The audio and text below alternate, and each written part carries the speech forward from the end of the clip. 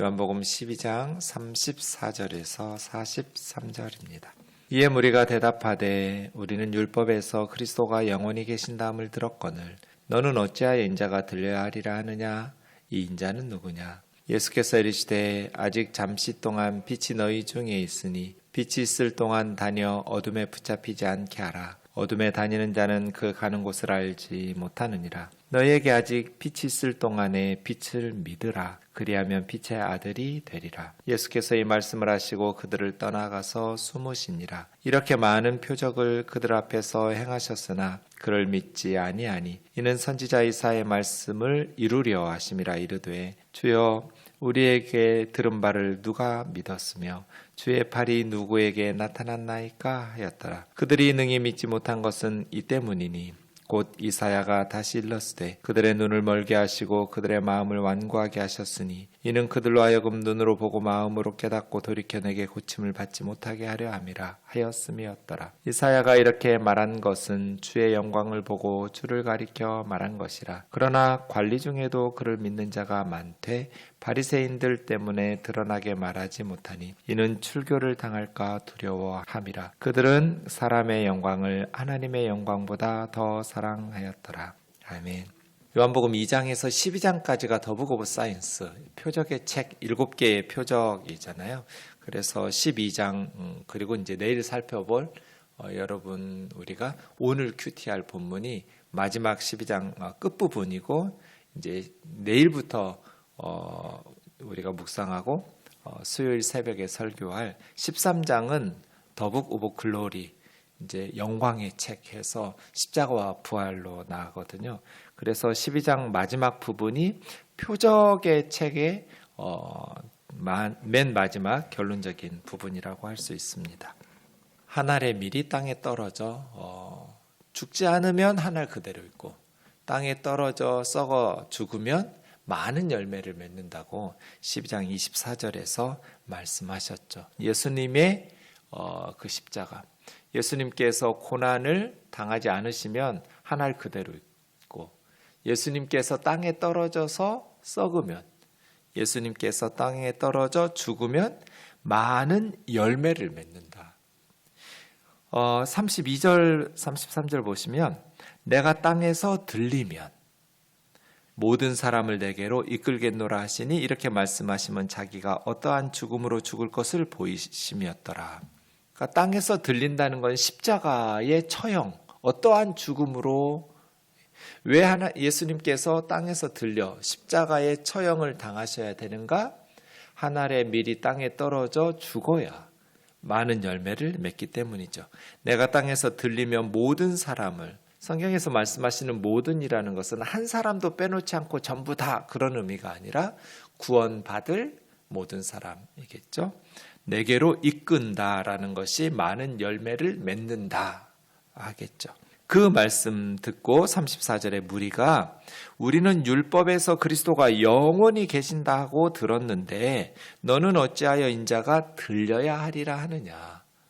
영원히 있어야 한다고 율법에서 말씀하지 않았냐는 거예요.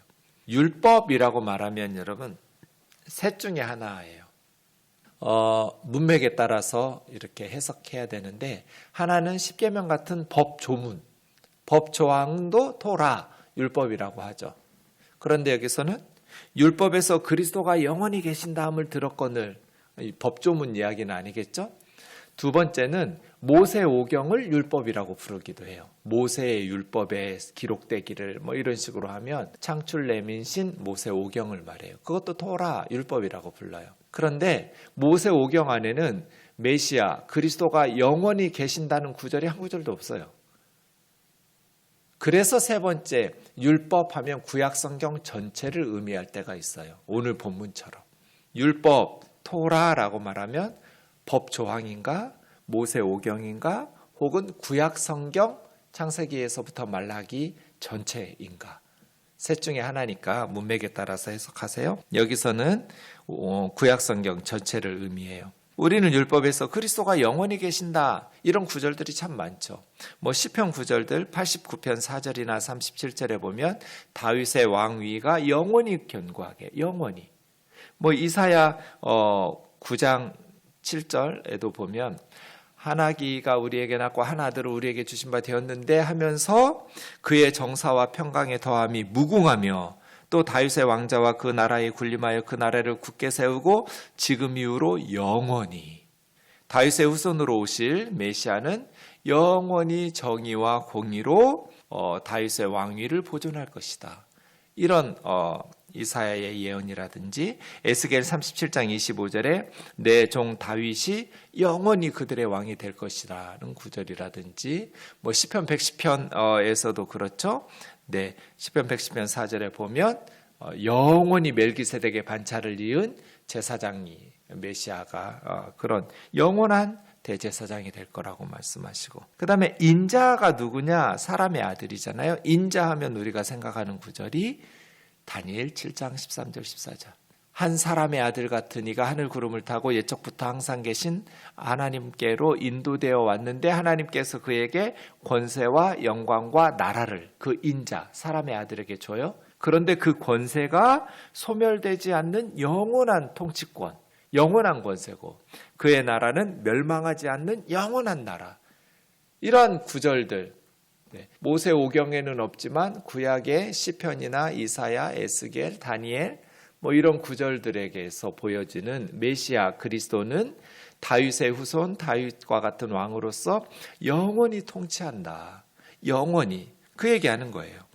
우리는 율법에서 그리스도가 영원히 계신다 함을 들었는데 너는 어찌하여 인자가 들려야 하리라 하느냐. 이 인자는 누구냐? 네. 유대인들은 십자가에 달려 죽으시는 메시아를 기다린 적이 없죠.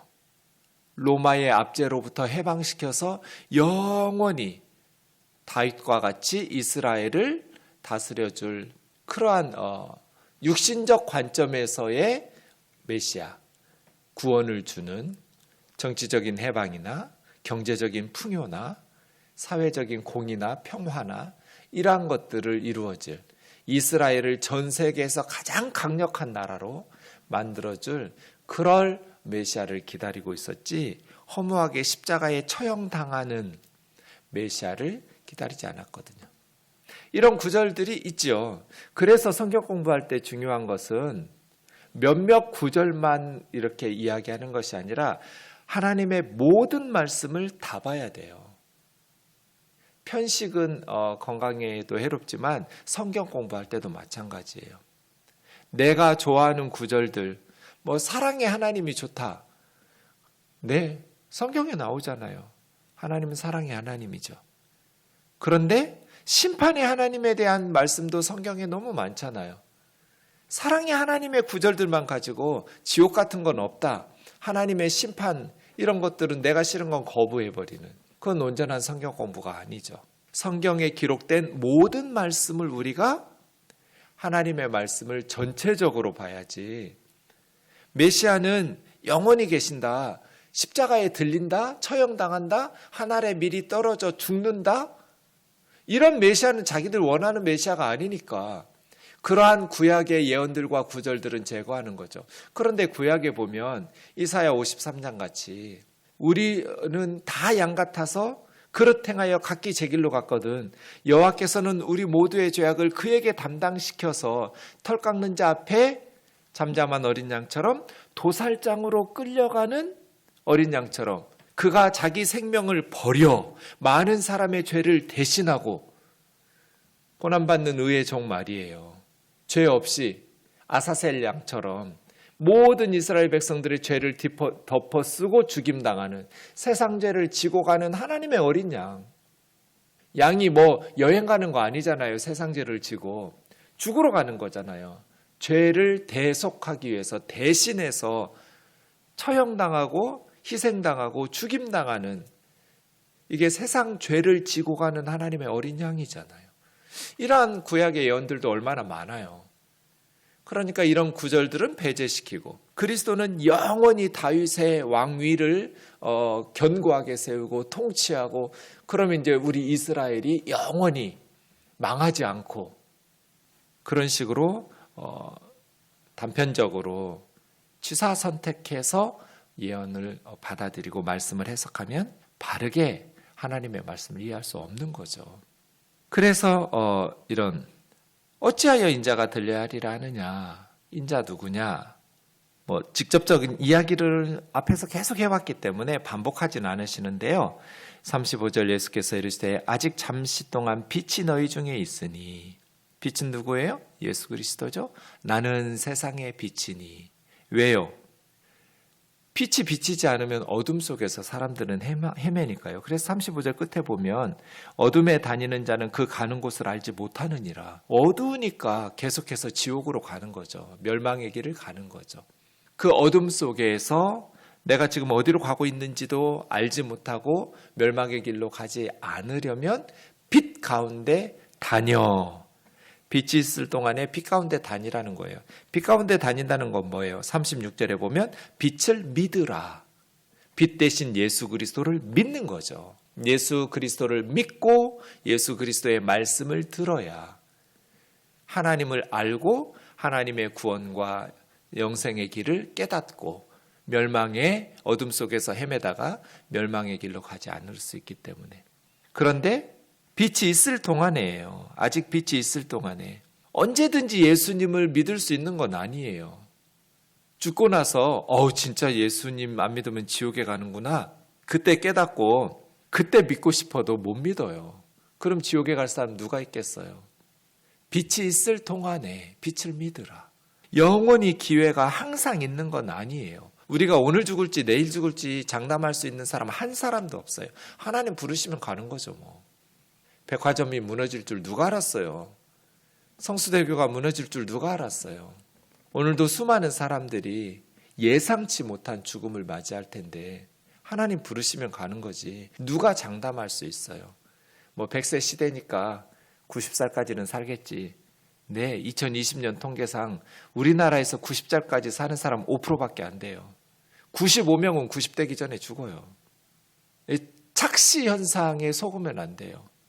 우리가 언제 주님 부르실, 평균적으로 봐도 80까지 사는 사람도 30%예요. 못 살아요. 더 훨씬 많은 사람들이 70대에 죽어요. 그런데 마치 내가 몇십 년은 더 남았겠거니 이걸 어떻게 장담할 수 있어요? 빛이 있을 동안에 빛을 믿으라. 영원히 예수 믿을 수 있는 기회가 있는 게 아니에요.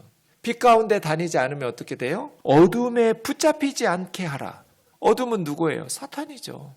죄와 사망의 권세로 베드로 사도가 우리에게 경고한 것처럼 우는 사자처럼 삼킬 자를 두루 찾아 헤매는 어둠에 붙잡히지 않도록, 이제 예수님을 믿고 싶어도 믿을 수 없는 죄와 사망의 권세 아래서 영원히 노예들처럼 살아가는, 예수님이 그들에게 말씀을 전해주시고 수많은 표적과 기적을 보여주시고 그들을 위해서 십자가에서 못 박혀 죽으시고 부활하셨고 목숨을 바쳐가면서 예수님의 부활의 증인들이 자기와 자기 가족들과 자기 교우들을 희생시켜가면서, 다른 교회 성도들 저는 몰라요. 근데 우면동 교회 성도들이 어떤 불의한 일을 당했다고 하면 저는 피가 거꾸로 솟아요.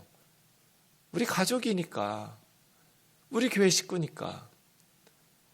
그런데 그렇게 사랑하는 교우들이 처형을 당하고 순교를 당함에도 불구하고 사도들 자신들뿐 아니라 가족과 교우들이 희생을 당하고 억울하게 순교를 당함에도 불구하고 예수 그리스도의 부활의 증인으로서 자신들의 생명을 바쳐가면서까지 요한복음을 쓰고 신약성경을 쓰고 우리에게 복음을 전해줬잖아요. 그렇게 복음을 전해줌에도 불구하고 어리석고 교만해서 믿지 않고 살다가 하나님의 심판을 받으면서 멸망의 길을 가는 것을 어떻게 하겠어요? 어떻게 하나님 앞에서 불평하고 핑계할 수 있냔 말이에요. 빛이 있을 동안에 빛을 믿어라. 그리하면 빛의 자녀들이 될 것이다. 예수 그리스도의 자녀가 되고 빛의 아들이 되고 빛의 딸이 되어야지 어둠의 자식, 사탄의 자녀처럼 죄 가운데서 살다가 죄 용서받지 못하고 하나님의 자녀 되지 못하고 사망의 자식이 되고 어둠의 자식이 되어서 멸망의 길을 가지 않도록, 붙잡히지 않도록 하라는 거잖아요. 예수께서 이 말씀하시고 그들을 떠나서 숨으시니라. 적대자들에게 아직 체포돼서 처형당할 시간이 아닌 거예요. 이렇게 많은 표적을 그들 앞에 행하셨으나 요한복음에는 7개의 표적만 나왔지만 이 외에도 수많은 표적들로 그들에게 행하셨지만 그를 믿지 아니하니. 오히려 복음서에 보면 이방인들은 믿는데 유대인들이 믿지 않아요.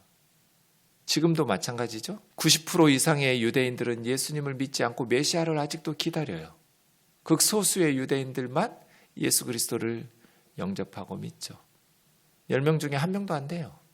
2000년 전이나 지금이나 그들 앞에서 어미가 새끼를 품듯이 내가 너희를 품으려고 했던 적이 얼마나 많았냐고. 그런데 너희가 원하지 않았다고. 예수님께서 예루살렘 보시면서 엉엉 우셨잖아요. 이는 선지자 이사야의 말씀을 이루려 하심이라. 우리에게 들은 바를 누가 믿었으며 주의 팔이 누구에게 나타났나이까. 이사야 53장 1절이죠. 고난받는 의로운 종 이야기할 때 우리에게 들은 바를 누가 믿었으며, 사람들이 자기들이 믿고 싶은 메시아, 자기들이 원하는 구원, 이 땅에서 잘 먹고 잘 살고 이런 것들만 원하니까 십자가에 달려 죽는 메시아, 우리 죄를 위해서 하나님의 징계와 형벌을 대신 받아 우리를 죄사하시고 우리 모든 무리의 죄악을 짊어지고 하나님 앞에 죽임당하는, 세상 죄를 지고 가는 하나님의 어린 양과 같은 메시지는 싫은 거죠. 그러니까 안 믿고 거부하고, 그까지 권력 있으면 무슨 의미가 있고 돈이 있으면 어디다 써먹어요. 그게 구원이에요? 그럼 선진국 사람들은 다 행복해요? 자살률이 높은 나라들이 다 부자 나라잖아요. 오히려 가난한 나라 사람들은 행복지수가 90%가 넘어가는데 부유한 선진국이라고 말하는 사람들이 스스로 삶의 공허와 허무에, 핀란드로 유학 간 우리 청년이 있는데 핀란드 학생들은 다 공짜예요. 대학 등록금이 없어요. 그리고 용돈도 줘요, 나라에서. 얼마나 복지가 잘 돼 있는데. 근데 우리나라 아이가 볼 때는 진짜 너희 배불러서 애들이 다 우울증 약 먹고요. 멘탈이 제대로 된 애들이 별로 없대요. 왜 그럴까요? 우리나라 대학생들은 그렇게 아르바이트를 해야 되고 등록금을 내기 위해서 몸부림쳐야 되고 그렇게 하는데, 너희는 도대체 뭐가 아쉬워서 이렇게 좋은 나라 살면서 그렇게 불평하고 원망하고 허무하고 공허 속에서 그렇게 정신과를 다니고 우울증 약을 먹고 사냐고. 그런 말들을 해준대요, 자기 친구들에게. 경제적인 풍요가 구원받은 삶이에요? 아니요. 하나님의 자녀, 빛의 자녀가 돼야죠. 하나님을 알아야 되고 하나님과 동행하면서 하나님 안에서 하루하루를 살아야 되고 믿음으로 살아야 되고 하나님의 사랑을 알아야 되고. 그런데 안 믿어요. 우리에게 들은 바를 누가 믿었으며 주의 팔이 누구에게 나타났나이까. 이스라엘 백성들에게 1차적으로 가장 먼저 나타났잖아요. 그들이 안 믿는 거예요. 그들이 능히 믿지 못한 것은 이 때문이니 이사야가 일렀으되 그들의 눈을 멀게 하시고 마음을 완고하게 하셨으니 그들로 하여금 눈으로 보고 마음으로 깨닫고 돌이켜 내게 고침을 받지 못하게 하려 함이라. 이 구절은 이사야 6장에서 이사야가 선지자로 소명받을 때 이 말씀하셨죠. 내가 누구에게 가며 우리가 누구를 보낼까? 주여 내가 여기 있나이까 나를 보내소서. 이사야가 말했을 때 이 말씀을 덧붙이셨죠. 이런 걸 반어법이라고 그래요. 정말 그들이 눈으로 보고 마음으로 깨닫고 돌이켜 하나님께 돌아와서 회개하고 고침을 받을 것을 하나님께서 싫어하셨어요? 그걸 원치 않으셨다면 선지자를 보내지도 않았겠죠. 내가 누구를 보내며 누가 우리를 위해서 갈까, 이런 고민하시지도 않죠. 그냥 가만 놔두면 깨닫지 못하고 다 멸망할 텐데. 이런 걸 반어법이라고 그래요. 맨날 공부는 안 하고 게임만 하는 아들에게 아유 우리 아들 정신 차리고 공부해서 명문대학 들어가가지고 그냥 아주 훌륭한 사람 될까 봐 겁난다, 이렇게 엄마가 말하면 진짜 겁나는 거예요? 정신 차리란 뜻이죠. 반어법이에요. 반어법. 선지자를 보내시면서 눈을 멀게 하고 마음을 완고하게 하고, 아니요. 제발 정신 차리고 게임 그만하고 공부 좀 하라는 거잖아요. 제발 죄악 가운데에서 멸망의 길 가지 말고 깨닫고 돌이켜서 고침 받으라는 거잖아요. 예수님이 왜 오셨어요? 제발 눈으로 보고 마음으로 깨닫고 회개하고 돌아와서 구원 받으라는 거잖아요. 그런데 믿지 않아요. 이사야가 이렇게 말한 것은 주의 영광을 보고, 이사야 6장에서 우시야 왕이 죽던 해에 하늘의 환상을 보죠. 하나님의 영광을 보아요. 주를 가리켜 말한 것이라. 그 하나님의 영광을 보할 때 예수님도 이미 선지사상, 예수님은 마리아에게서 태어날 때부터 존재하신 것이 아니라 영원부터 천지창조 이전부터 창조주 하나님으로 이사야가 보았던 주의 영광 중에 우리 예수님도 주님도 계신 것이죠. 관리, 사내들인 공회원 중에도 예수님 믿는 사람이 많았는데 바리새인들 때문에 출교당할까 봐 믿는다는 말을 공개적으로 드러내지 못한 것은 사람의 영광을 하나님의 영광보다 더 사랑했기 때문에 자신들이 가지고 있었던 지위나 명예나 이러한 것들을 빼앗기고 출교를 당하고 박해를 받는 것이 두렵기 때문에 사내들인 공회원 중에 공개적으로 예수님을 믿는다고 이렇게 고백하지 못하게 된 것이죠. 우리는 사람의 영광보다 하나님의 영광을 더 사랑하기를, 어떠한 희생과 어떠한 박해가 있을지라도 예수 그리스도 안에서 믿음으로 살아갈 수 있기를 주의 이름으로 축원합니다. 기도하겠습니다. 사랑하는 예수님, 하늘의 밀이 땅에 떨어졌는데 그대로 있으면 자기 혼자 살겠지만 죽으면 많은 열매를 맺는 것처럼 우리 주님께서 하늘의 밀이 땅에 떨어져 죽는 것처럼 십자가에 들리심으로 많은 영혼, 그 중에 우리도 포함되어 하나님의 자녀가 되고 죄사함을 받아서 천국 백성 되게 하신 것을 감사합니다. 빛의 자녀로 살게 하여 주옵소서. 가는 길을 알지 못하고 멸망당하는, 어둠에 붙잡히지 않는 하나님의 자녀들로 살게 도와 주옵소서. 하나님의 말씀을, 모든 구절구절들을 다 하나님의 진리로 존중하고 믿고 따르면서 온전한 구원에 이룰 수 있도록, 온전한 복음을 믿을 수 있도록 가르쳐 주옵소서. 예수님의 이름으로 기도하옵나이다. 아멘.